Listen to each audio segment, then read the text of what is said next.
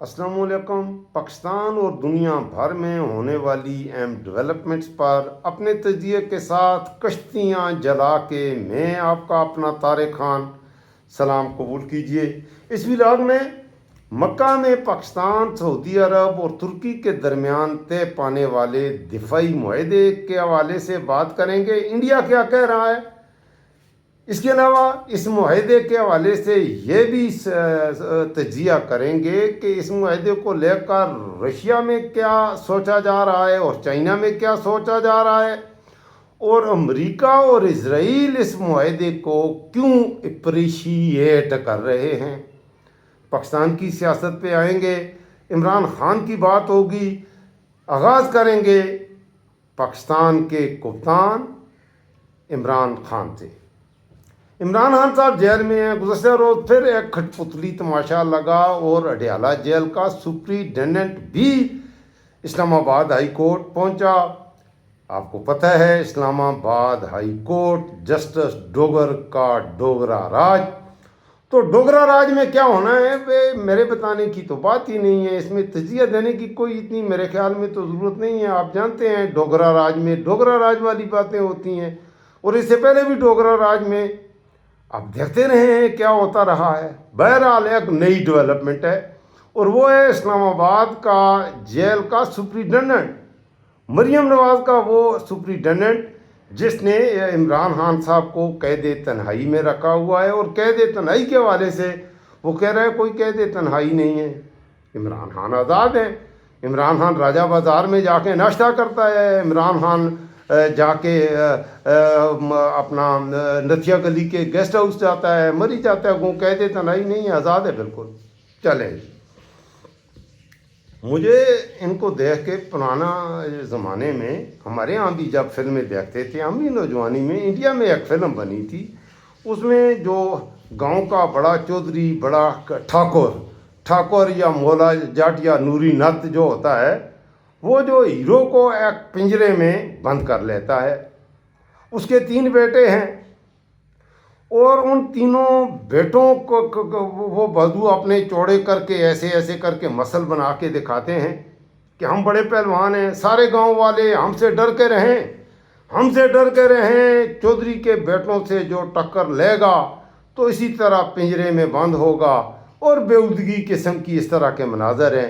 Heroine एक जगह पे वो पिंजरे की सुलाखें थाम के आंसू बहा रही है। ये फिल्म का मंजर, मैं आपको फिल्म की स्टोरी सुना रहा हूँ।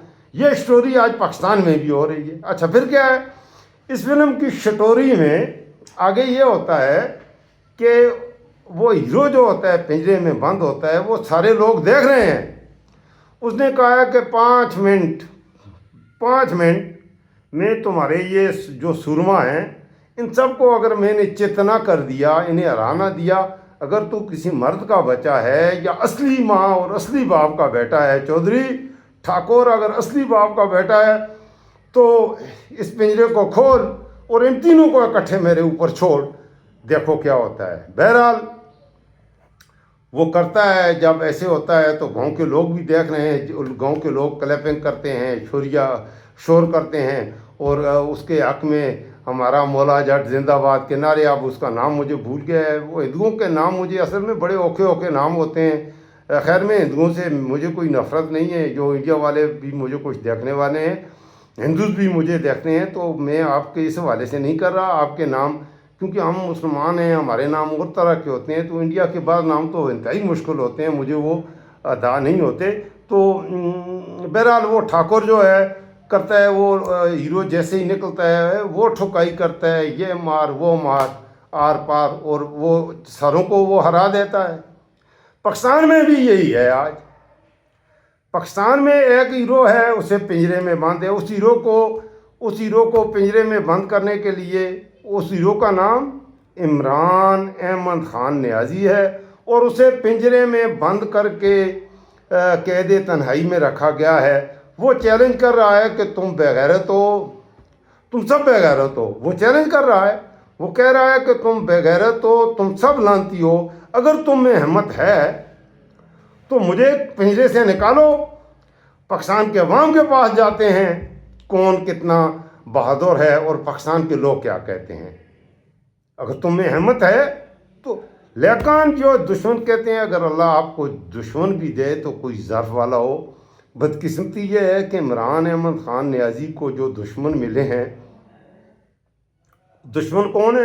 پورو پردھان منتری میاں شریف نواز، پورو پردھان منتری میاں شہباز، راج کماری مریم نواز، اور اس سے بھی اوپر اس کو دشمن بھی کیا ملے ہیں؟ چڈی والی سرکار خواجہ آصف، مچھ والی سرکار رانا ثناء اللہ.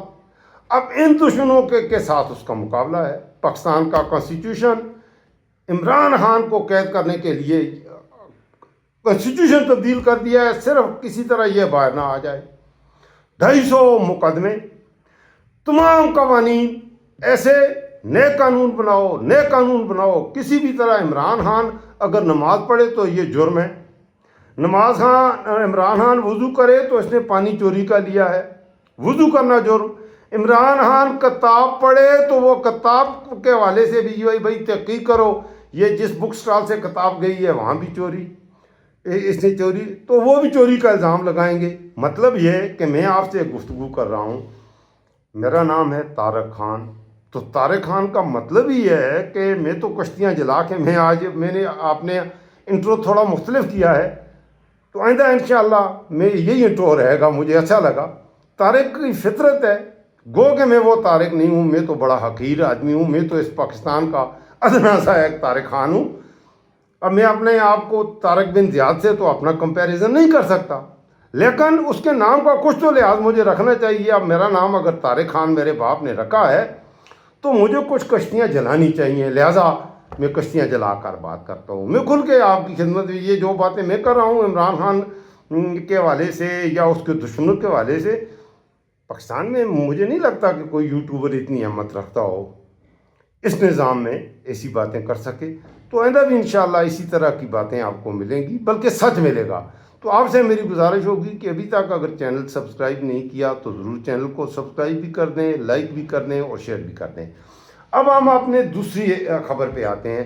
عمران خان کے حوالے سے یہ بات یہاں ختم کرتے ہیں. انشاءاللہ اس بات کو ذہن میں رکھیں، ہر سیاہ رات کے بعد روشنی کی کرنیں پھوٹتی ہیں، رات کے بعد سویرا ہوتا ہے، مشکل کے بعد آسانی ہوتی ہے. ان مع العسر یسرا فان مع العسر یسرا. مشکل کے بعد یقیناً آسانی آتی ہے اور وہ اللہ لاتا ہے. لہذا پیوستہ رے شجر سے امید بہار رکھ، نہ امید نہ ہو. میں پاکستان کے نوجوانوں کو کہتا ہوں آپ نہ امید نہ ہوں، البتہ عملی طور پر جب کپتان کی کال ہو، کپتان کے لیے آواز ہو، نکل جایا کریں. کال آئی ہوئی ہے تو آپ نے نکلنا ہے، یہ بات ذہن میں رکھیے گا. اب ہم آتے ہیں مکہ میں، بڑا مقدس، اسلامی دنیا کی سب سے مقدس جگہ ہے، اور اس مقدس سرزمین پر پاکستان، سعودی عرب اور ترکی نے ایک دفاعی معاہدہ کیا ہے. اس دفاعی معاہدے پر میں نے گزشتہ 2-3 ولاگز میں عرض کیا کہ یہ دفاعی معاہدہ جو ہوا ہے، اس سے پہلے اس طرح کے معاہدے ہوئے ہیں. یہ تو 3 ملک ہیں. OIC میں تو تمام عالم اسلام تھا، لیکن اس کے بعد جو رول بنا اس کی افادیت کیا رہی OIC کی وجہ سے، تو وہاں آ کر مایوسی بھی ہوتی ہے. اسی طرح سے آج پاکستان، سعودی عرب اور ترکی کے درمیان جو دفاعی معاہدہ ہوا ہے، اسی طرح کا ایک معاہدہ پاکستان، ایران اور ترکی کے درمیان ہوا تھا. اس کا نام تھا RCD، regional cooperation for development. تو اس ریجنل کوآپریشن فار ڈیولپمنٹ میں کیا ڈیولپمنٹس ہوئیں اور کیا ہوا، بلکہ جب ہم پڑھا کرتے تھے، میں کلاس 9th اور 10th میں پڑھتا تھا، تو RCD نام کا باقاعدہ ہمارے نصاب میں 9th کی انگلش کی کتاب میں RCD پر ایک مضمون تھا، اور اس میں اس کے اغراض و مقاصد لکھے گئے تھے. تو بڑے اچھے اغراض و مقاصد تھے. آج RCD کا نام و نشان نہیں، اور جن مقاصد کے لیے وہ RCD بنی تھی وہ بھی نہیں ہوئے. اسی طرح سے سارک ہے، دنیا میں مختلف تنظیمیں ہیں، چیزیں ہیں. لیکن ایک بات یاد رکھیے گا، یہاں پر یہ معاہدہ ہوا ہے، اس کی پہلی شکل جو یہاں سے شروع ہوتا ہے کہ کسی ایک پر حملہ، سب پر حملہ تصور ہوگا. میرے خیال میں ایسا ہوتا نہیں ہے، ایسا ہوتا نہیں ہے. حملہ جس پر ہوتا ہے اس پر ہی ہوتا ہے. اگر فرض کریں اس معاہدے میں کو ایران کس نظر سے دیکھ رہا ہے، اور دنیا بھی تقریباً یہی سوچ رہی ہے کہ یہ ایران کے خلاف یہ ہے، باقی تو ایسا مسئلہ ہے ہی نہیں ہے۔ سعودی عرب کو اس طرح کا معاہدہ، کون ہے جو سعودی عرب پر حملہ کرے گا؟ کون ہے جو پاکستان پر حملہ کرے گا؟ کون ہے جو ترکی پر حملہ کرے گا؟ تو اس طرح کا کوئی امکان پاکستان اور ترکی کا تو ایسا نہیں ہے۔ انڈیا ہمارے ساتھ ہے تو انڈیا بھی اب حملہ نہیں کرے گا۔ انڈیا کو بھی میرے خیال میں سمجھ آ گئی ہے، اور حملہ کرے گا بھی تو کیا انڈیا کے خلاف سعودی عرب آ کر پاکستان میں جنگ لڑے گا؟ پہلا سوال۔ پاکستان تو یہ کر دیں گے، یہ جو یمن میں حالات بن رہے ہیں، نجران پر انہوں نے جو حملے کیے ہیں، اصل کہانی یہ ہے۔ اب انڈیا اور سعودی عرب کے تعلقات کیا ہیں؟ پاکستان سے زیادہ انڈیا کے مضبوط تعلقات ہیں انڈیا کے ساتھ، پاکستان سے بلکہ تھوڑے سے مضبوط نہیں ہیں۔ پاکستان کو بھی کچھ نہ کچھ، ہمارا وزیر اعظم جب بھیک مانگنے جاتا ہے کشکول میں، وہ کچھ ڈال تو دیتے ہیں۔ اس حوالے سے ذرا انڈیا کا ایک تجزیہ میں آپ کی خدمت میں رکھتا ہوں۔ انڈیا والے کیا کہہ رہے ہیں؟ 3 ممالک کے مابین ہونے والے معاہدے کی پیش رفت کو ہم قریب سے، انڈیا کہہ رہا ہے، دیکھ رہے ہیں، اور ہم اس پر آپ کو آگاہ بھی رکھیں گے۔ انڈیا کا اسپوک پرسن کہہ رہا ہے اپنے عوام کو۔ یہ انڈیا کی وزارت خارجہ کا وہ ابتدائی رد عمل ہے جو پاکستان، سعودی عرب اور ترکی کے مابین جمعے کو مشترکہ دفاعی معاہدے کے حوالے سے سامنے آیا ہے۔ جمعے کو ہفتہ وار بریفنگ کے دوران انڈین وزارت خارجہ کے ترجمان رندھیر جیسوال جب اس سوال کا جواب دے رہے تھے تو پاکستان، سعودی عرب اور ترکی کے رہنما مکہ میں موجود تھے۔ اس معاہدے کے تحت ان تینوں ممالک میں سے کسی ایک ملک پر مسلح حملہ، سب پر حملہ تصور کیا جائے گا۔ معذرت کروں گا۔ اس معاہدے کے جہاں مشرق وسطیٰ کی سیاست پر پڑنے والے اس اثرات پر پوری دنیا میں بات چیت ہو رہی ہے، وہیں پاکستان کے ہمسایہ ملک انڈیا میں بھی اس معاملے پر زبردست بات ہو رہی ہے۔ اب ذرا آتے ہیں، سعودی عرب کا پاکستان کے ساتھ معاہدہ ہوا ہے، تو اس کے مقابلے میں ذرا یہ بھی تو دیکھیں کہ سعودی عرب کے انڈیا کے ساتھ بھی کچھ تعلقات ہیں۔ انڈیا کے ساتھ سعودی عرب کے کیا تعلقات ہیں اور اس پر کیا اثرات پڑیں گے، یہ ہے اصل کہانی۔ انڈیا اور پاکستان کے بحران میں سعودی عرب کی اہمیت دہلی کے ساتھ اس کے معاشی تعلقات سے جڑی ہوئی ہوتی ہے۔ اب دہلی کے ساتھ اس کے معاشی تعلقات کیا ہیں کہ انڈیا اور سعودی عرب کے درمیان آج 43 ارب روپے کی دو طرفہ تجارت ہے۔ 43 ارب ڈالر، 43 بلین ڈالر، 43 ارب ڈالر کی تجارت ہے، جبکہ پاکستان اور سعودی عرب کے درمیان 5 ارب ڈالر کی تجارت ہے۔ ٹوٹل 5 سے بھی کم، اب 4 تقریباً رہ گئی ہے۔ اب آپ اندازہ لگا لیں، معاہدہ کرتے ہو تو تجارت کا معاہدہ کرو، ہم بھی پیسے کمائیں، تم بھی پیسے کماؤ، ہمارے عوام میں خوشحالی آئے۔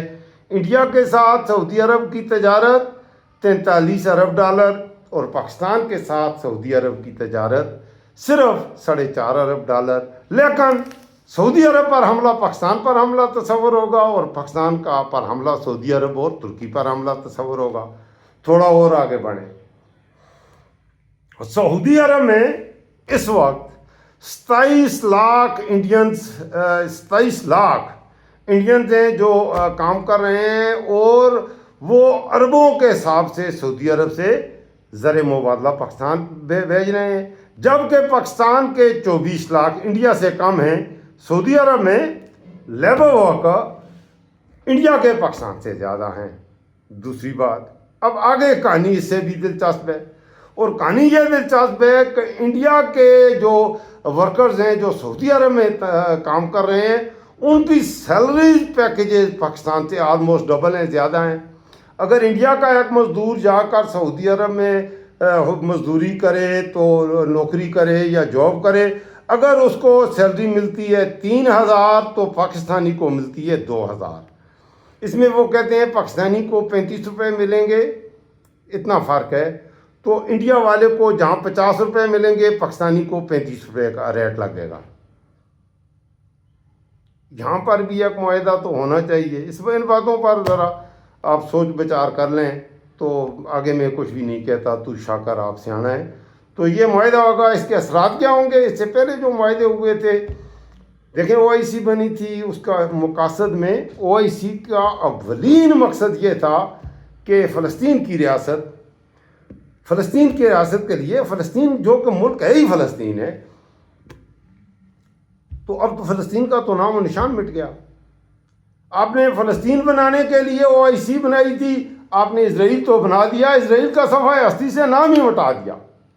او آئی سی بنانے کا مقصد، اور اس او آئی سی کا بھی جو اس کا میں سب سے بڑا ہمارا کیا کہتے ہیں جس کا کردار تھا، جو ہمارا بزرگ عالم اسلام کے خاص طور پر پاکستان میں ہے، وہ سعودی عرب ہے۔ تو سعودی عرب اس میں شامل تھا۔ آج اسرائیل کے ساتھ وہ ٹرکی جو کہ اس معاہدے میں شامل ہے کہ پاکستان پر حملہ، ترکی پر بھی حملہ ہوگا، اور ترکی پر بھی جو حملہ ہوگا وہ پاکستان پر حملہ تصور کیا جائے گا۔ تو ایک تو بات یہ ہے کہ اگر ایران سعودی عرب پر حملے کر رہا ہے تو یہ پھر پاکستان پر بھی حملہ ہوا، لہذا پاکستان کو بھی حملہ کرنے پڑے گا۔ اب نجران میں یمن سے حملہ ہوا ہے سعودی عرب پر، کیونکہ سعودی عرب نے بھی یمن پر حملہ کیے ہیں۔ یمن بھی ایک اسلامی ملک ہے، سعودی عرب بھی ہمارا برادر اسلامی ملک ہے۔ تو کیا، اور نجران میں پاکستان کی فوج بھی موجود ہے۔ اب سعودی عرب پر حملہ پاکستان پر حملہ ہوگا، لہذا اب یمن پر بھی حملہ کرنا پڑے گا پاکستان کو، اس معاہدے کی روح سے تو ایسے ہی ہے۔ اور ایران پر تو کسی بھی وقت پھر ایران پر تو حملہ کرنا ہی کرنا ہے۔ ایران، عراق اور یمن ایک پیج پر ہیں۔ یہ کیا، دیکھیں اس وقت میں ایسا معاہدہ ہونے کی نہیں تھی۔ معاہدہ اس سے پہلے ڈاکٹر مہاتیر محمد نے ملیشیا میں ان سب کو بلایا تھا، میرے پاس آؤ، اور ڈاکٹر مہاتیر محمد بہت اچھا انسان تھا۔ پھر عرب لیگ کے ایک اجلاس میں مجھے یاد پڑتا ہے محمد مرسی نے، اللہ پاک اسے جنت میں جگہ دے، میری نظر میں نے پیچھے بھی ایک ولاگ میں عرض کیا ہے، محمد مرسی اور ڈاکٹر مہاتیر محمد دو اللہ کا گزشتہ 200 سالوں میں، ایک محمد مرسی ہے، ایک ڈاکٹر مہاتیر محمد ہے، اور ایک عمران احمد خان نیازی ہے جو اڈیالہ جیل میں ہے، جو اصل لیڈر ہیں عالم اسلام کے۔ مہاتیر محمد نے بھی مسلمانوں کو یکجائیت، دفاعی معاہدہ نہیں ہے کہ مجھے مار پڑی تو تو بھی آ جانا، تجھے مار پڑی تو میں آ جاؤں گا، یہ معاہدہ نہیں ہے۔ پہلی بات یہ ہے کہ تم اپنے آپ کو، اپنا انفراسٹرکچر بناؤ، اپنی معیشت بہتر کرو۔ مہاتیر محمد نے یہ کہا تھا کہ ہم آپس میں مل کے ٹریڈ کریں گے، ہم پاکستان میں آ کر انڈسٹریل انفراسٹرکچر لگائیں گے، ہم پاکستان کی لیبر کو ملیشیا لے کے جائیں گے اور وہاں پر انہیں اچھی سیلری دیں گے۔ تم انڈیا والے کو زیادہ سیلری دیتے ہو، پاکستان کو سیلری نہیں دیتے۔ ایک دوسرے کے ملکوں کا شہری چلا جائے، پورا پاکستان میں سے ہمارا کوئی شہری چلا جائے کسی عربی ملک میں، پوری زندگی ان کے جوتے چاٹتا رہے، اسے سٹیزن شپ نہیں ملتی۔ اس کے مقابلے میں ایک پاکستانی شہری انگلینڈ، جرمنی، فرانس، امریکہ چلے جائے، 2-3 دن کے بعد اسے تو سٹیزن شپ بھی مل جاتی ہے۔ کیوں نہیں دیتے سٹیزن شپ؟ اسی طرح سے اگر کوئی پاکستانی جائے، وہ سعودی عرب کی کسی لڑکی سے شادی کرے یا کسی عرب ملک کو، اس لڑکی کو بھی نکال دیں گے ملک سے۔ جبکہ ہمارا آدمی کسی جرمنی کی لڑکی سے، کینیڈا کی، ہمارا نوجوان جاتے ہیں وہاں جا کر شادی کر لیتے ہیں، انگلینڈ کی لڑکی سے، امریکہ کی، اس لڑکی کی وجہ سے اسے سٹیزن شپ ملتی ہے۔ ہمیں اپنے رویوں پر غور کرنے کی ضرورت ہے۔ اب ذرا آتے ہیں انڈیا کے حوالے سے بات کریں۔ انڈیا کے ساتھ جب جنگ سے پہلے عمران خان کا دور حکومت تھا تو انڈیا کا یہی شہزادہ پاکستان آیا تھا۔ پاکستان میں آیا تو پاکستان کو اس نے کہا کہ ہم تمہیں کیا کہتے ہیں، عمران خان نے اس سے یہ تقاضا بھی رکھا تھا، ہمارے 3000 قیدی بے گناہ جیلوں میں پڑے ہیں، مہربانی کر کے انہیں نکال دیں۔ نہیں نکالے گئے۔ یہی وجہ ہے، اختلاف یہ تھا کہ یہ ہم جو بھی کریں کرتے جائیں، یہ ہم سے درخواست بھی نہ کریں۔ پھر پاکستان کو 2 ارب کی جب مدد دی تو انڈیا جا کر، اب بھی ایم او یو سائن ہے، اسی عرب شہزادے نے انڈیا میں $100 ارب کی سرمایہ کاری کا معاہدہ کیا ہوا ہے کہ انڈیا میں آنے والے انکم 10 ایئرز انڈیا میں سعودی عرب $100 ارب کی سرمایہ کاری کرے گا۔ اب جس ملک میں وہ $100 ارب کی سرمایہ کاری کرے گا تو آیا انڈیا اور پاکستان کی جنگ ہوگی تو سعودی عرب اسے اپنی جنگ تصور کرے گا؟ یہ بڑے اوکھے سوال ہیں، ان پر آپ غور کیجئے گا۔ باقی میں آگے اس حوالے سے کچھ نہیں کہتا تھا. اب اس جنگ کے اگر اس معاہدے کے بعد ایران کے حوالے سے بات کرتے ہیں. ایران کے حوالے سے اس جنگ میں ترکی کے بھی رشیا کے ساتھ اچھے بھلے تعلقات ہیں, تگڑا ہی ٹریڈ ہے. اور ترکی کی ظاہر ہے, ترکی تو اکنامیکلی پاکستان سے تو بہت آگے کی سطح پہ ہے, دنیا کی ٹاپ اکانومیز میں آتا ہے. ترکی کے امریکہ سے زیادہ اس کے ٹریڈ ریلیشن شپ آج روس سے ہیں. پہلے وہ امریکہ کے تھے, اب ترکی کے تجارتی جو ہیں ٹریڈ ہے وہ امریکہ سے زیادہ اب رشیا سے بڑھ چکی ہے. دوسری جانب ایک زمانہ تھا چائنا اور رشیا ایک دوسرے کے سخت ترین دشمن تھے, اب بالکل وہ اکٹھے نظر آ رہے ہیں. اور چائنا کے سب سے زیادہ اچھے تعلقات ایران سے ہیں.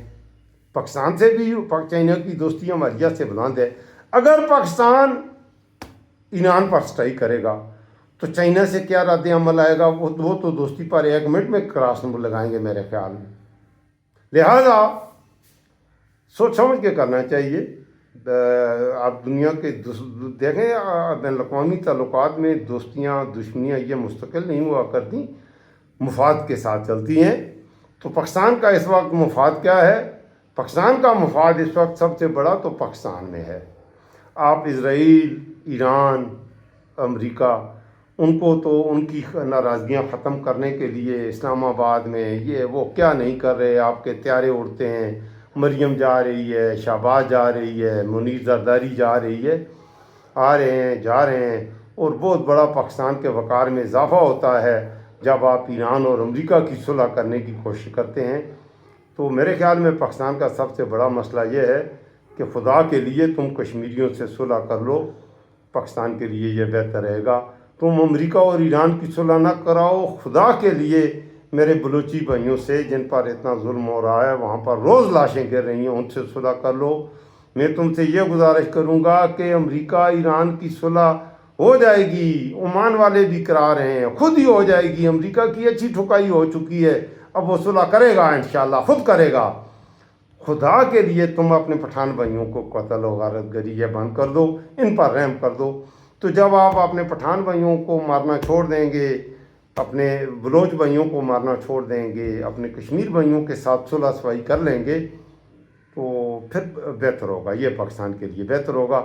باقی تم پوری دنیا سے بھیک مانگتے رہو, تم کتے بن کے لوگوں کے جوتے چاٹتے رہو, جب تک تم کشمیریوں, پٹھانوں اور بلوچوں سے صلح نہیں کرو گے ہوتا رہے گا.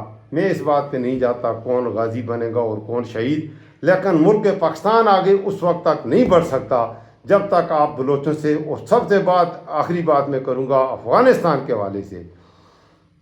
افغانستان ہمارا برادر اسلامی ملک ہے, اور ہماری سب سے زیادہ جس ملک سے دوستی ہونی چاہیے وہ افغانستان ہے. اب دوستی کے لیے کیا کہتے ہیں, کچھ دینا پڑتا ہے, کچھ مانگنا. ماضی کی بات کریں گے تو ماضی میں آپ کہتے ہیں کہ آپ نے افغانوں کے ساتھ کچھ نیکیاں کی ہوئی ہیں, تو جواب میں افغان یہ کہہ رہے ہیں کہ ہم نے تمہارے ساتھ اس سے زیادہ نیکیاں کی ہوئی ہیں. تو ان نیکیوں کو گننے لگو گے, اپنے احسان ایک دوسرے پر جتاؤ گے, پھر تو بات آگے بڑھے گی نہیں. آج کے حالات میں دیکھنے کی ضرورت ہے کہ افغانستان اسٹریٹجیکلی پاکستان کے لیے کتنا امپورٹنٹ ہے, بہت ہی امپورٹنٹ ہے. اور دوسرا افغانستان کے حوالے سے پاکستان میں جو یہ رائے پائی جاتی ہے کہ وہ پسماندہ سا, جنگل سا ایسا ملک ہے. افغانستان کے نیچرل ریسورسز جو ہیں, پاکستان بھی دنیا کا امیر ترین ملک ہے, اور افغانستان پاکستان سے 2 گنا زیادہ امیر ملک ہے. یہ بات ذہن میں رکھنا. وہ جنگوں کی وجہ سے افغانستان میں یہ تباہی ہے. اب حالات بہتر ہو رہے ہیں, اور چند ہی برسوں میں ابھی بھی افغانستان کی اکانومی پاکستان سے آگے نکل چکی ہے. افغانستان میں ٹماٹر 6 روپے کلو بکتے ہیں, یہاں 400 روپے کلو بکتے ہیں. پاکستان سے آٹا انہوں نے گندم بند کر دیے, آج افغانستان میں آٹا پاکستان سے سستا ہے. دنیا بھر میں پیٹرول کی پرائسز بڑھی ہیں, ایک افغانستان ہے 1 روپے کی قیمت میں اضافہ نہیں ہوا. باقی یہ بات ہے کہ ہمارے پاس جنگی طیارے ہیں, میزائلز ہیں, ان بیچاروں کے پاس نہیں ہیں. اور اگر پاکستان ان طیاروں سے جا کر افغانیوں پر حملہ کر کے افغانیوں کو مارے گا تو اس کے اور اسے اپنی فتح سمجھے گا, کیونکہ ان کے پاس ایسا اسلحہ نہیں ہے. پاکستانی فوج کا مقابلہ تو افغانستان نہیں کر سکتا. اب وہ مجبور ہو رہا ہے ان کے مقابلے کے لیے رشیا میں گیا ہے افغانستان کا وزیر دفاع اور معاہدہ کیا ہے جی کہ ہمیں یہ ہمارے بھائی مار رہے ہیں تو ان کے علاج کے لیے لہٰذا ہم بھی وہ اسلحہ جب افغانستان کے پاس بھی ویسے جنگی طیارے ہوں گے، ویسے میزائل ہوں گے جیسے پاکستان کے ساتھ ہیں، اور اس کے بعد جو جنگ ہوگی تو اس کا نتیجہ کیا ہوگا یہ آپ تصور بھی نہیں کر سکتے۔ اپنا رکھیے گا خاص خیال۔ اگر آپ کو میری رائے سے اتفاق ہو یا نہ اتفاق ہو تو مجھے گالیاں دے کر ثواب دارین حاصل کر لے، اور اگر اتفاق ہو تو یہ آپ کا اپنا ڈیجیٹل پلیٹ فارم ہے، آپ کا چینل ہے، چینل کو سبسکرائب کریں اور حق اور سچ کے اس سفر میں طارق خان کے ہم سفر بنیں۔ اللہ حافظ۔